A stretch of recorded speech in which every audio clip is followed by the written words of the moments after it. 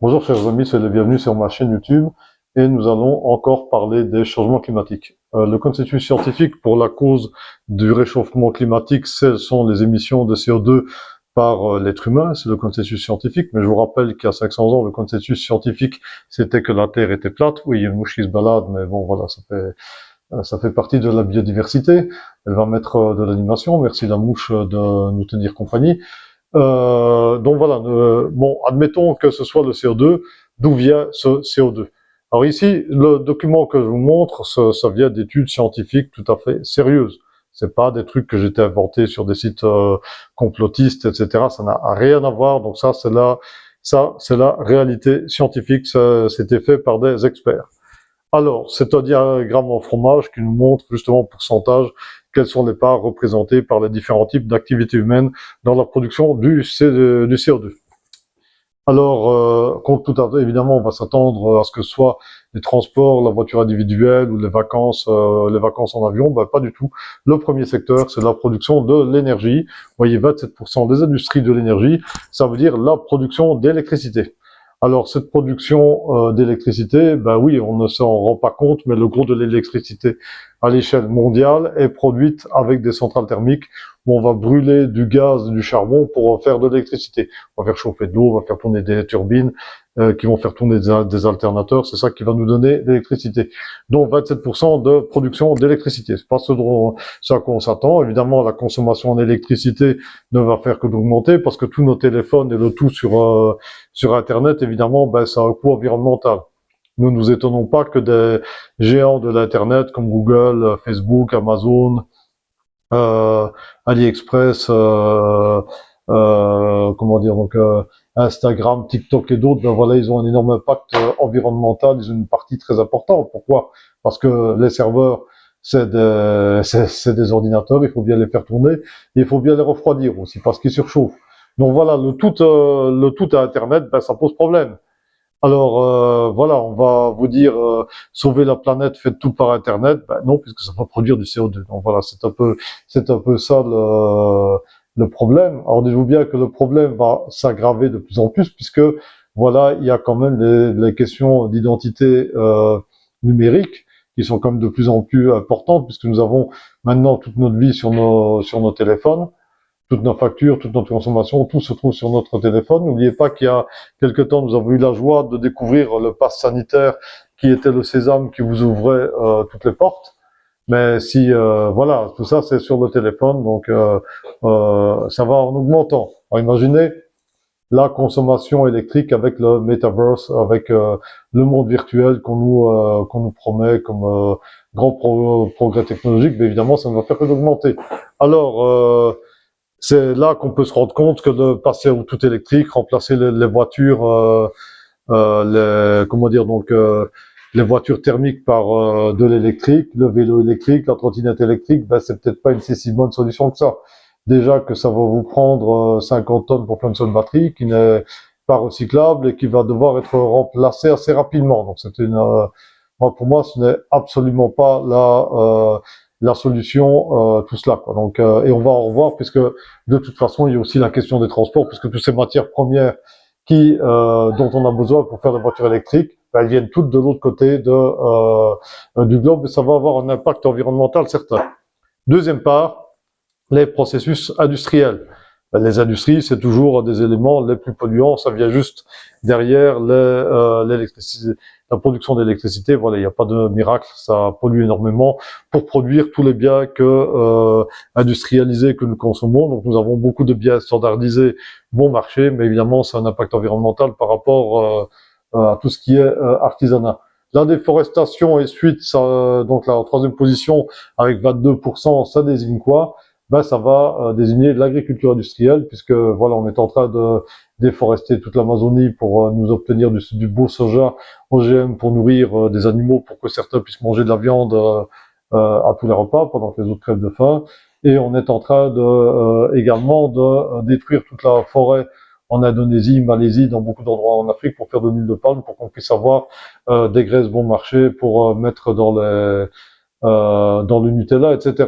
Et autres produits, évidemment, sans parler des agrocarburants, donc toute cette agriculture industrielle a un impact énorme. N'oublions pas que c'est une agriculture qui se fait à grands coups de tracteurs, d'avions, pour pulvériser des pesticides, et qu'évidemment, tous ces biens agricoles font tous plusieurs fois le tour de la terre, puisque voilà, on trouve normal de nourrir les vaches, les cochons, les poules ici, avec du soja qui nous vient d'Amérique du Sud. Donc voilà, bref. Quatrième point, les transports. Alors là, vous allez me dire, c'est la voiture individuelle qui va qui pose problème. Non. Pourquoi? Parce que tout est produit de l'autre. En premier lieu, il y a tout le système industriel dans lequel nous vivons. N'oublions pas que tout est produit de l'autre côté de la Terre, oui, puisque voilà, on a désindustrialisé dans les pays occidentaux, ce qui fait qu'on a peut-être moins de pollution atmosphérique chez nous, mais dans les pays dans le sud-est asiatique, évidemment, où on a toutes les industries qui vont se trouver, donc vos voitures, vos téléphones, vos vêtements, tout vient de là-bas, et il faut transporter toutes les matières premières qui viennent des quatre coins du monde, il faut les transporter là-bas, il faut les traiter, et tout est ramené ici, dans des bateaux cargo qui polluent autant que des villes. Alors, vous allez me dire, moi je fais tout en vélo, est-ce que c'est si comment dire, donc si vertueux écologiquement? Non, pas du tout, parce que j'ai eu l'occasion de discuter avec des techniciens de chez Decathlon qui m'ont dit que que les vélos étaient fabriqués en Malaisie à partir de composantes qui viennent de 25 pays différents. Donc 25 pays différents, donc y compris éventuellement en Europe, partout dans le monde, et tout est ramené en Malaisie, assemblé, et on les emmène ensuite ici en Europe pour distribuer les différents les vélos dans les centrales d'achat. Et n'oubliez pas que les métaux qui vont servir à faire les cadres, etc., tout est aussi importé en général depuis en voie de développement, traité, etc. Donc tout ça fait tous ces matériaux font tous plusieurs fois le tour de la Terre. Alors au transport maritime, il y a également le transport aérien, parce qu'on transporte évidemment énormément de biens de consommation par avion. Alors nous sommes dans un monde qui est tellement absurde à l'heure actuelle que, par exemple, en Norvège, on pêche des crevettes en mer du Nord, on les met dans l'avion pour les envoyer en Chine, on les fait écorcer, on les renvoie ensuite en avion en Norvège parce que ça coûte moins cher que de payer des Norvégiens pour faire le travail. Donc la plupart de nos fleurs ici en Belgique viennent d'Éthiopie,